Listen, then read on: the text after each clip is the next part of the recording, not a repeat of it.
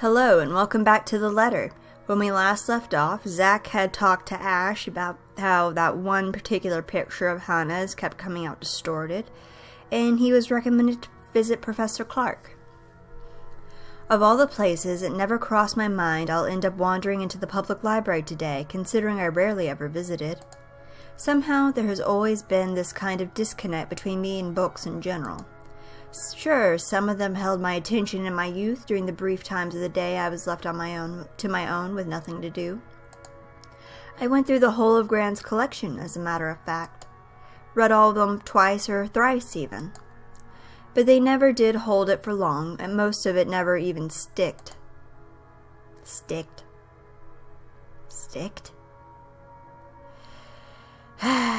Especially after I learned it's simply easier to do things myself if I want to learn stuff. This ain't in the plan in the first place.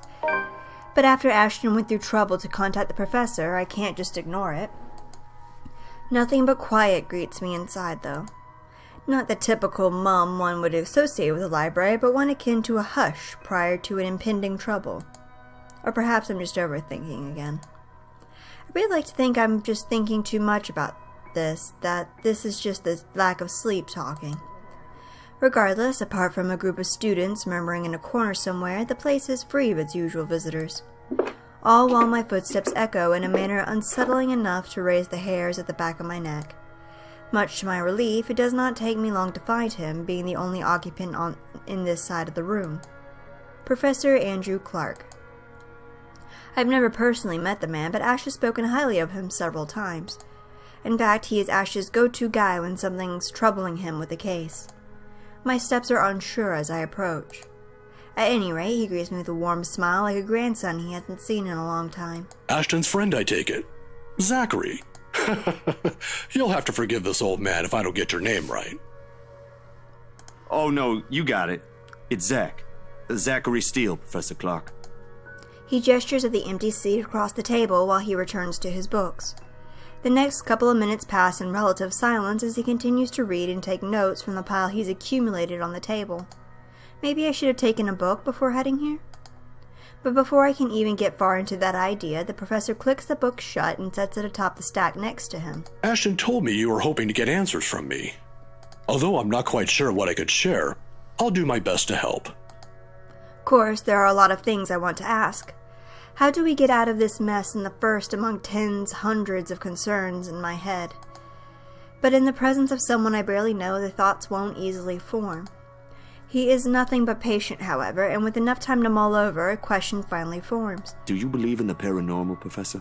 It's supernatural, actually. Don't worry. It's a common mistake to make. But they really are two different things. How do you know? He hasn't described what he's talking about. The other one deals with what we can't explain at the moment, while the other are things we may not have an explanation to. Here. He places a couple of papers in front of me, the very same one he was writing on earlier. A study of Luxburn's supernatural culture, in a nutshell. A friend of mine wrote that a few years ago. He took interest in the city after reading about the stories. I have to agree with him here. Even stories dealing with things you don't see with the naked eye can be rife with culture, and this city thrives on it. Just ask the locals. Like ghosts, for example. Among other things. The interpretation has changed over the years, though. Various religions, for example, have their own version. It might not always be a spirit now. It could be a memory, or an imprint, an echo, so to speak. Some are born from curses, even, out of great anger, hatred, or pain. There was this one story. Here it is. Another book is pulled out from the stack and placed open atop the papers while he speaks with such passion that it makes me wonder if some part of him believes these to be true. It is interesting, though, even if I'm personally not a fan of such stories. Excuse me. And soon hours pass without my notice. In the end, it asks for something to be sacrificed in order to destroy whatever anchors the wraith. A sad tale, that one. But the simplest grudge can bring the ugliest, even in the kindest person, with some people none the wiser. Oh, I'm sorry. I just went on. Nah, it's good. Are you familiar with the Ermengarde Mansion, though? Of course. That goes without saying. Who hasn't heard of the local legend? In fact, You aren't the first one to ask me about that recently. Isabella. Although, word of the mouth is, someone has already bought it. Ah, yeah. The right couple. It was a close friend who handled that sale. So I heard. Well, don't think the house being bought by anyone would stop us from talking about it. What is it about the mansion, then? I just want to ask what you think of it, sir. We're going to need more than an afternoon for that, young man. You see, it's the kind that has changed over the years, passed down from one person to the next. Sometimes, it's the Lord William who haunts the place. There are versions where it's the lady of the house, but my favorite, a personal favorite, would have to be the ones that followed after the disappearance of the kind daughter. Well, what about these then? There is a moment of hesitation on my part before I pull out Miss Wright's photo and lay them all in front of him. Unlike Ash, though, the professor inspects each print with great interest. That gives me some hope, at least. When were these taken? Just the other day. Do you think those are the same? Perhaps. Perhaps not. There were certainly instances when the film would pick up what the human eyes weren't able to see. But then, it could also have been human error. I didn't edit it in any way. You have my word on that, Professor. They all just came out like that. Then, if it is what you're thinking, I'd strongly advise against doing something reckless and further tangling with them. Accounts about them may be riveting to you, but most of it often ends in an unpleasant manner. What about those people in the house? If there is something in there, shouldn't they know? I'm sure they're already familiar with the legends, but... Some people might deserve it, however. Dun dun dun. Deserve what, sir? All of a sudden, the tenderness in the professor's eyes disappears, and his face becoming unreadable. As though catching himself, he hastily clears his throat, gathers his books, and rises from his seat. Professor? I'm sorry. I just remembered something I neglected to do. You'll have to excuse me, Zachary. All right. Do you need any help with that? Don't let my looks fool you, son. I can still carry a few hundreds. I've been doing this for years. I'll see you some other time if you have any other questions. Of course. It was nice knowing you, Professor. That is like the worst way to phrase that.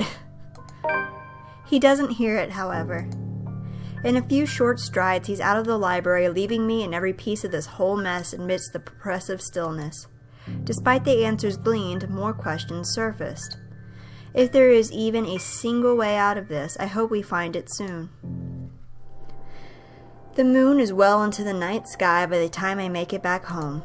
My heavy treads and the sound of traffic outside echoing in my ears, filling the empty room with some semblance of life. Nana would scold me if she ever hears me walk like that, but after today I really can't give a damn about everything.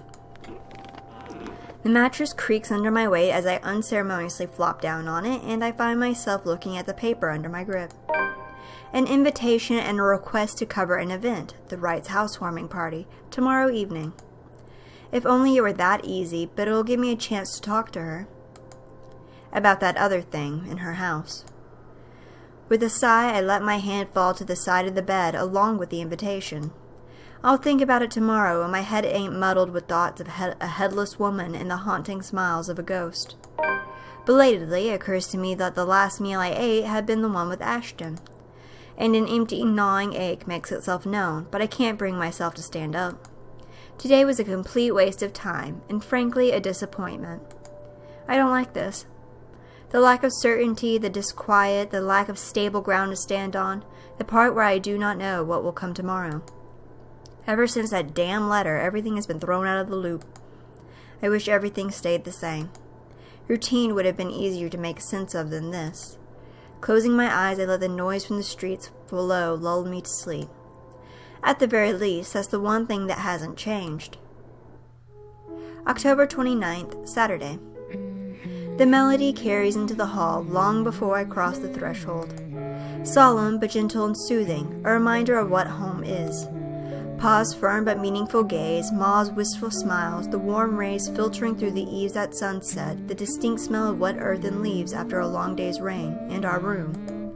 The room, Ma and Pa's pride and joy, a place we were once promised several springs ago.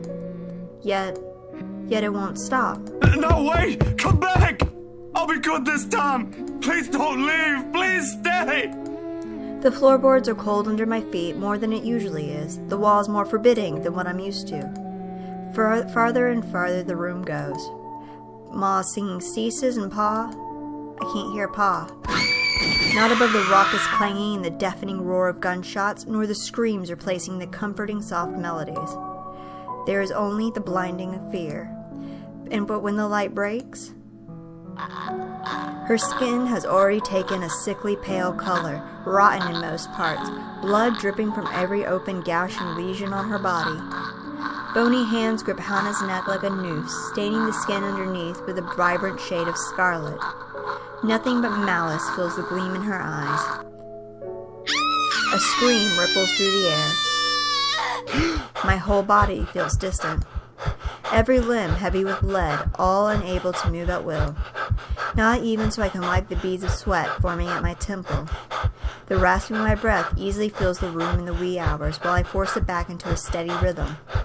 There is a tightness in my chest I can't shake off, my heart pounding against it as if it's about to burst out. Something cold has settled on my legs. Oh my god, have you guys ever had sleep paralysis? That shit is awful. I get it occasionally, especially when I'm stressed out and sleep on my back. It's awful, I hate it. Because I always get trapped in those dreams where you're you try to wake up and you think you're up, but then you're really still dreaming. It sucks. Not the usual chill that comes and goes with the passing breeze from the window, but one strong enough to sting, shackle, and leave a frigid sensation creeping up my skin. With every struggle I make, the pressure winds firmly around my legs. Tighter, and tighter, and tighter, all until it becomes too much. My heart stops. Another draft sweeps into the room and brings with it the iron tang of blood. Thick, suffocating. Filling my nose with a foul, sickening smell as I shift my gaze downwards and it slowly comes into view. Mouth stretched in a hideous smile and eyes brimming with nothing but madness. The stench of gore taints the air around me and I can't look away.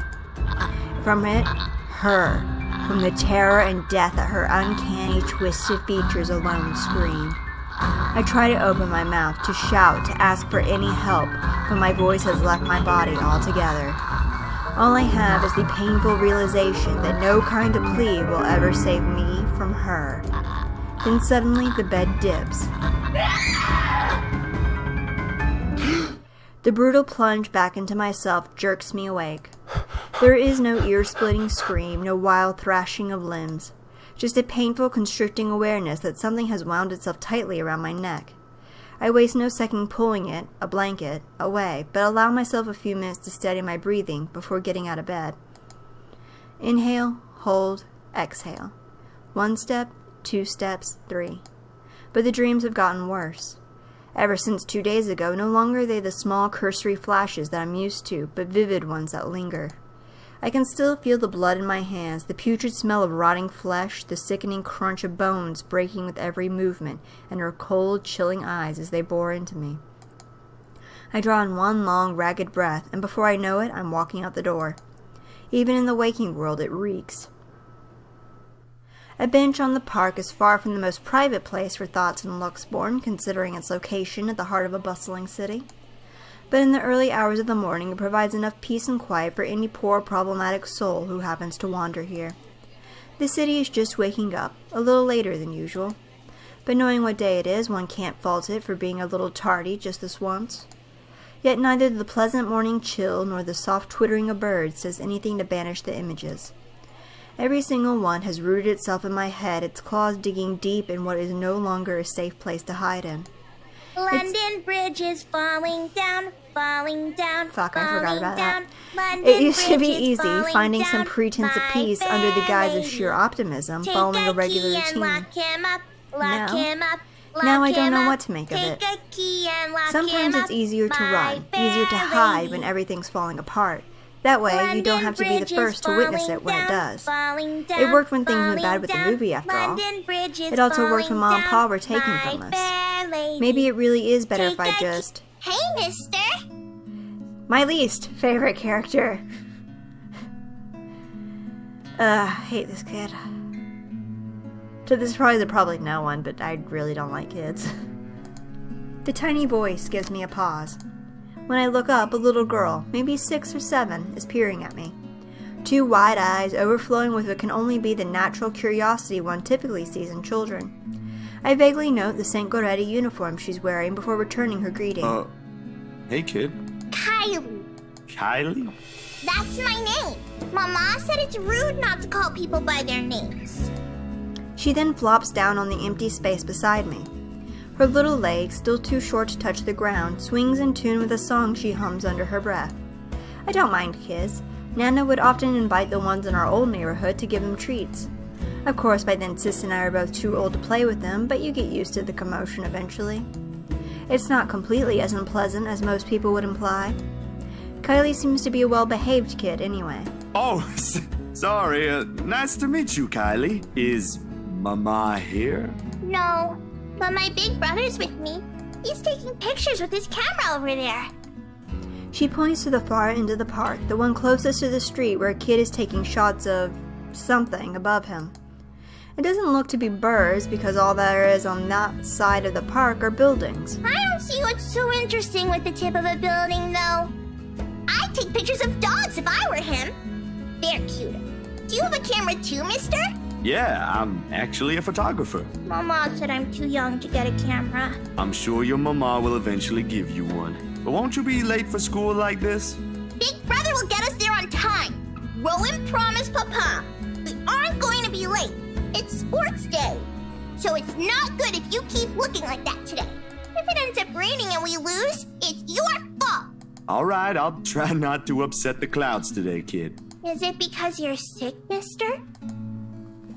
Before I know it, a smile has spread over my face. They say kids ask the toughest questions sometimes, and they sure do with how sincere Kylie looks. Lying feels like doing her a huge disservice. No, not sick. Just having a very, very bad day. Why is that? Is that like when my big brother ate all of my pudding? He did that once and then cried. It wasn't very nice of him. God, I want to punt this thing through the roof. Yeah, I think so. You see, there's this mean girl. She's given my friends and I a lot of trouble. Hard to keep up when things are like that, you know? Especially when you can't do anything. It's kind of scary. Makes you wish things will just stay as peaceful as they used to be. Maybe she just wants to be friends with you? Yes, let's befriend the grudge girl. I highly doubt that. She already hurt one of my friends. What if she's just sad? Or maybe she just wants help. No and no. That's what happened with Melody. I let her borrow my crayon when she left hers. Now we're playmates. It's not really the same thing, Kylie. What she did, they're pretty bad things. I still think there's another reason. Did you try talking to her? That's what Mama said I should do. I don't think that'll work either. You haven't even tried yet. You sound like Rowan. You're just scared, mister. That strikes a chord. Maybe it's the honesty in her tone or simply the truth in the words itself. I don't know why, but I can't help it. I laugh. Loud enough to disturb an elderly couple taking a leisure walk nearby. Why are you laughing? That's nothing. You're a really smart kid, you know that? That's what I've been doing, ain't it? Go full speed ahead, then backtrack when the going gets tough. Stay in my safe zone because that's what I know. Once, Dr. Navarro said I should be the first one willing to deal with my problems before anyone else. I didn't show up on our next appointment after that. But he's right. And though I hate to admit it, knowing what I've seen, but the kid makes a good point too. I've been so caught up thinking there might not be a way out.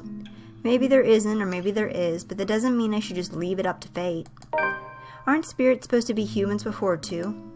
Had people they cared about lived a life of their own, smiled and laughed like the rest of us does? Do they really lose all of it after death? You better get to school, though, or you'll miss sports day. You should have won yourself some awards, alright? Alright. Can I show it to you when I do? That can cheer people up, right? In the distance, her brother calls for her, and I took that as a sign to leave. Got things to do to face. The first few steps, they say. Nah, I'm good now, I think. Thanks to you.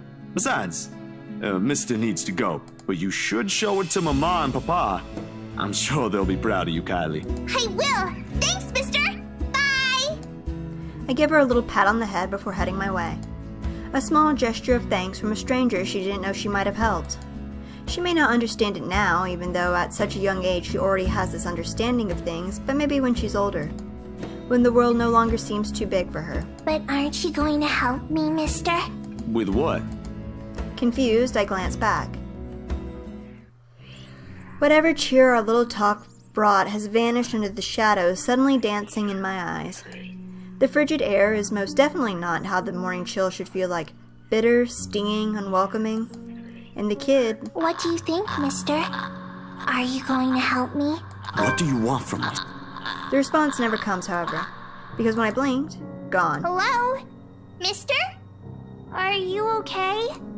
For several passing seconds, I let my stare linger on her face, waiting for any sign of another change. But all that remains in there is the carefree smile of a child, none of the spite, none of the cold, bloody smile. Nothing. I really need to go, Kylie. It was nice meeting you. See you again, mister! I break into a run. I don't look back, not even as I bump into a couple of passersby as soon as I'm out on the busy streets. Going insane, this is what it is. And if we don't do something soon, we all will be. And that'll be it for this episode. Thank you guys so much for watching, and I'll see you next time. Bye-bye!